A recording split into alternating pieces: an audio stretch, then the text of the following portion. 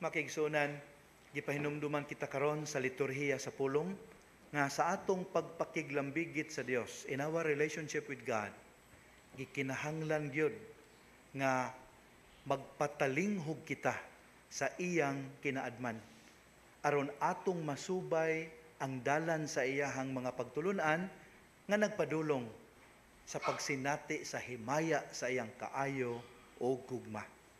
Busa mangutana kita, unsa mang mga makinaadmanong pagtulunan ang atong mapupo gikan niining misteryo sa pagkausab sa panagway sa atong Ginoo ug manluluwas. Una sa tanan makigsunan, matud pa sa mga batid sa teolohiya, experts in theology, kini kunong transfiguration of the Lord is more than the transformation of the countenance of the Lord. Dili lang kuno ni pagkausab sa iyang panagway, his appearance. Mas halawom ang gipasabot niini. Ug unsa man kana, unveiling of his hidden true identity. Mas maayo kuno nga isipon nato kini nga pagpadayag, although temporary, sa tinago apan matuod niyang kinaiya isip Dios. Atong hinumduman sa giingon sa Philippians 2 verses 6 to 8, though he was in the form of God, Jesus did not deem equality with God something to be grasped at. Rather, he emptied himself and took the form of a slave. Aron pagluwas nato, mipili si Kristo to take off his divinity. Haron mapariha gyud siya nato, except lamang sa sala. Nganuman, crucial kaayo na nga element aron maluwas ta. Kinsay nakasala sa Dios, di ba tao? Kinsay dapat manghimayad ngadto sa Dios? Tao gyud pod. So gikinahanglan nga tao, pero perfect version of humanity. Ug mao na si Kristo. Munang gihubo niya ang iyang pagka-Dios. Pero di nato kalimtan ang giingon sa first chapter of John verses 1 to 18 nga bisan tuod og gihimo niya kana, wala mawala ang iyang pagka-Dios. Ang iyang kinaiyang pagka-Dios anaa gihapon ug nagpabilin siyang hingpit nga image of God, the sacrament of the Father. Mao na makigsuon nga sa transfiguration, igo lang gitagaan og sneak peek ang tulo sa mga sumusunod sa atong Ginoo sa himaya ni Kristo. Nakaroon ang pangutana, unsay katuyuan ani? What's the purpose? Aron makasabuta unsay purpose ani, atong hinumduman unsay nahitabo aning transfiguration sa wala pa kini mahinabo. Prior to this, naay nahitabo nga lain. Unsay nahitabo? Gipanagna ni Kristo nga siya sakiton o patyon. Apan sa ikatulong adlaw, pagabanhawon. Kabantay mo ni magigsunan kani makadungog ta og bad news. Ilabi nag ang bad news giditso gyud og padayag, way hapin-hapin. Di ba ang mga sumpay di na nato madungog? Murag inanit nga hitabo sa mga tinunaan ang nasud silang utok. Ha? Sakiton, patyon. Nya murag wa na kay madungog nga sa ikatulong adlaw magmadaogon siya. Murag dawa na silang una-una. Motong hugno sila. Wa sila kasabot sa ilang gibati. Kay ilang paglaom ilahang gisalig yun ni Kristo niya. Patyon. Unsaon na lang among movement? Unsaon ang among nasugdan nga mga kahago? Maunsa na lang ni? Maunay kahintang nila. And so the Lord wanted to encourage them, wanted to console them, and wanted to confirm sa tanan nga gitudlo ni Kristo kanila. It was God's way of affirming nga tan-awa gud ninyo, maun ni gisulti niya nga on the third day human siya magsakit, mabanhaw siya, tan-awa, maun ni mahinabo niya. Human siya pagapatyon. It was the Lord's way of confirming them, affirming them, strengthening them. Maunay purpose sa pagpadayag sa ato ang Ginoo diha sa pagkausab sa iyang panagway. Karon, nay usa ka detalye nilang ebanghelyo nga para nako murag something off. Murag kuan kaayo, murag bakikaw. Natanawa ha? Gipatan-aw ang tulo ka mga tinun-an sa himaya ni Kristo. Sneak peek. Gipatan-aw. Naabay dialogue nga hitabo gikan ni Jesus, ni Elias, ug ni Moises? Dihay dialogue? Wala no. So, visual, spectacular view ang gipadayag sa Ginoo kanila. Pero tanawa, unstay instruction sa langit ng amahan, pinaagi sa katingog. Kini ang pinalangga kong anak. Sa sumpay? Pamati kamo kaniya. Wala man magsulti ang Ginoo. Ang sakto unta to, look at him. Tanawa ang iyang himaya. Di ba? Muna sakto unta. Pero wala na.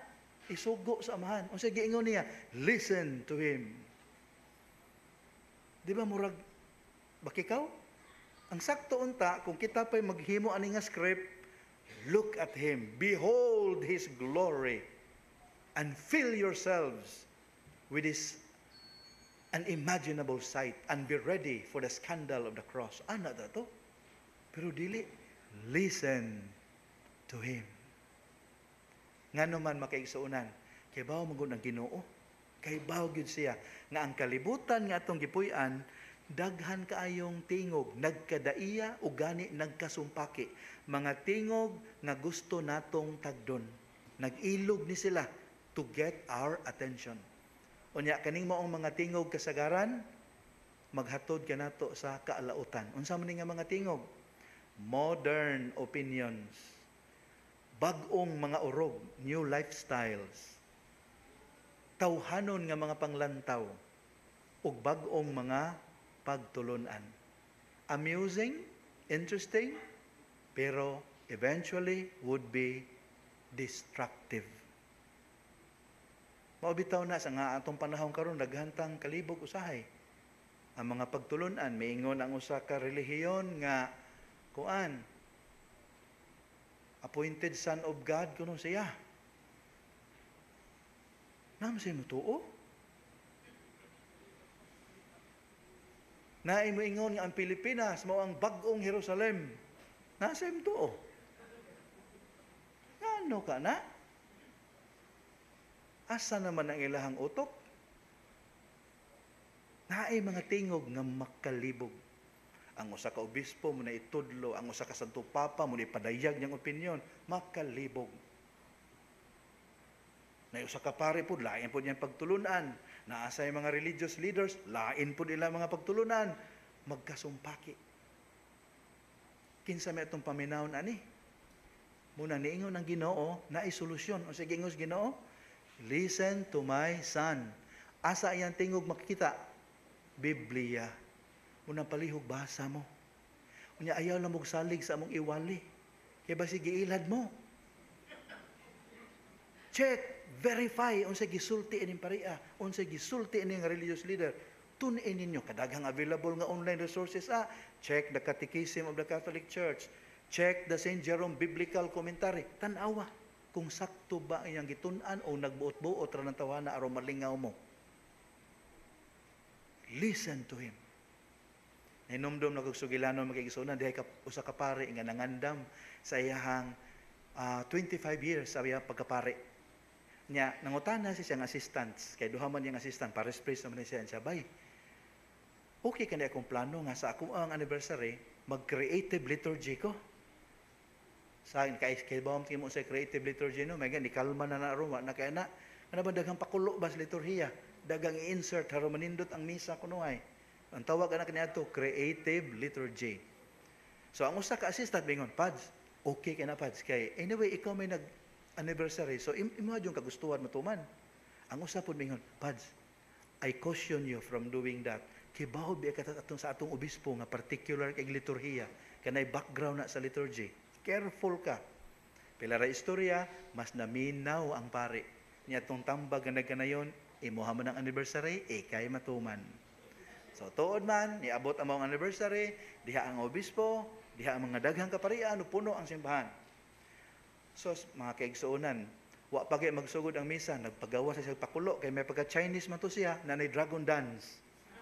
Atubangan si Van, dragon dance. Ang obispo, wa lang magtingog. Okay? Pag entrance, sus, pagkadaghan ng banderitas, nga gipasirko-sirko sa mga sakristan, gipaso. Gahilom lang ang obispo. Pag ebanghelyo o pagkanta sa gloria, pagkadaghan ng paaso, lain-lain mga aromatic incense. Pakulo gyud. Hangtod diabot sa ofertoryo. Pag ofertoryo makigsuunan, sus nag-hire sa mga dancers.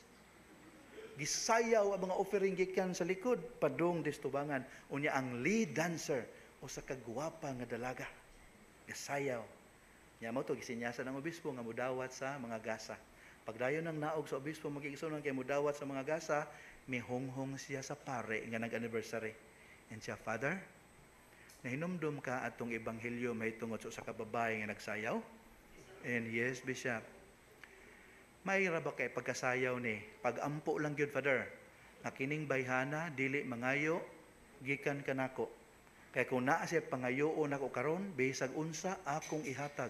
Bisan pag ang imong ulo akong ihatag, ibabaw sa bandihado.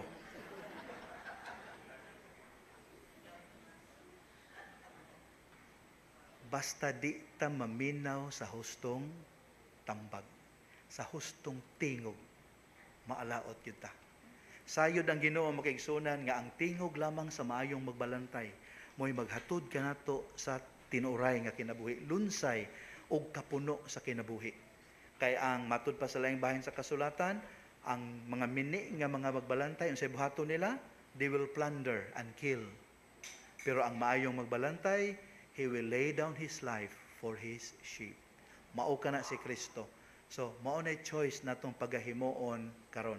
Nya kita gipahinumduman nga naagay moabot sa tong kinabuhi nga mga nindot makiigsunan, mga grasya, mga panalangin, mga nindot nga realizations, kanang makahilakta, matandog ta, mga divine consolations, ato nang isipon nga mura nag-transfiguration nato. These are turning points in our lives, preparing us to face the scandal of the cross sa mga pagsulay sa kinabuhi. Sama nga si Pedro, Santiago ug si Juan giandam usab alang sa pagpasakit ug kamatayon sa atong Ginoo. Busa ikalawat na to few moments from now, atong hangyoon ang Dios nga iya untang tugutan nga ang atong pagkalawat, masubsob nga pagkalawat, ilabi na karong panahon sa Kwaresma, magtabang kanato to see things differently. Nga dili unta gamito nato lamang ang mata. Kaya ang atong mga mata makaigsuunan, taphaw ra ang makita. Daghan og dili masulbad ang mga mata. Apan ang pagpaminaw sa pulong sa Dios, maghatag kanatog kinaadman, helping us to interpret events, to interpret realities in ways that would even surprise us. Amen.